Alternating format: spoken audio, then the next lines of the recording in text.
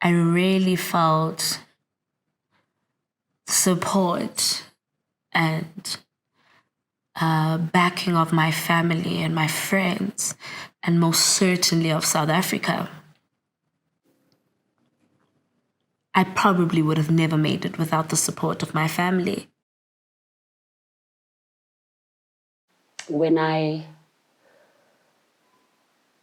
heard about Kayise and I called him Max, Farai, and Farai, Max's accident, it was a Sunday morning.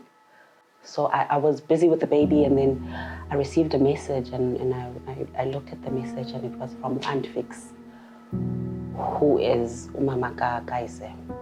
And she said Kayise and Max were in an accident. They're at such and such a hospital. It's bad. So I was instantly just scared for the outcome of the accident. I didn't know whether they were hurt, how hurt they were. I didn't know what state they were in. I hadn't visited them yet at the hospital, so I was very just unaware. And so the next day, because my mother spent the whole day at the hospital, the next day I finally was able to go visit my sister.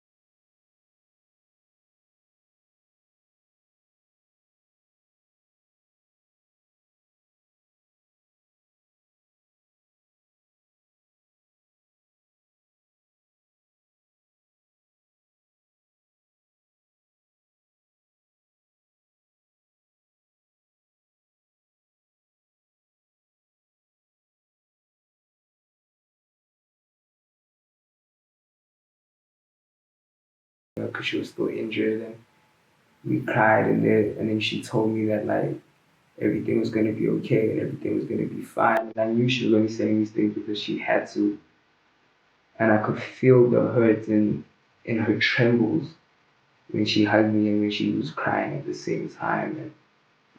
And I know that I will never be able to understand that pain. So this year she felt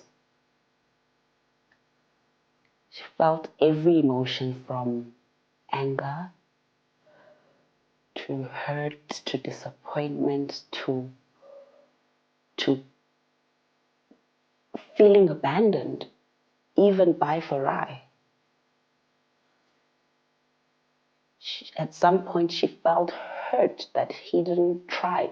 She felt he didn't try hard enough to stay alive, which of course isn't the case. But that's how deep her grief went. It took her there, to the point where she even blamed him.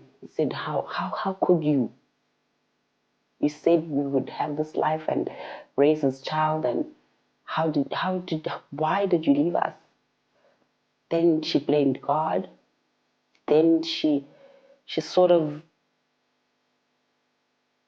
went into a period where she even isolated herself from us,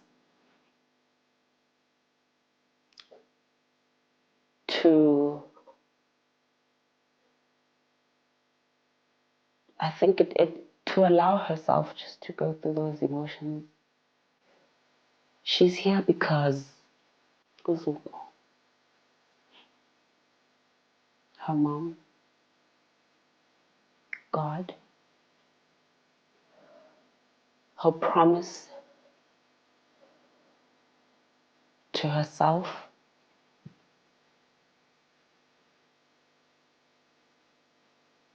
and I really, really believe that she's really resilient.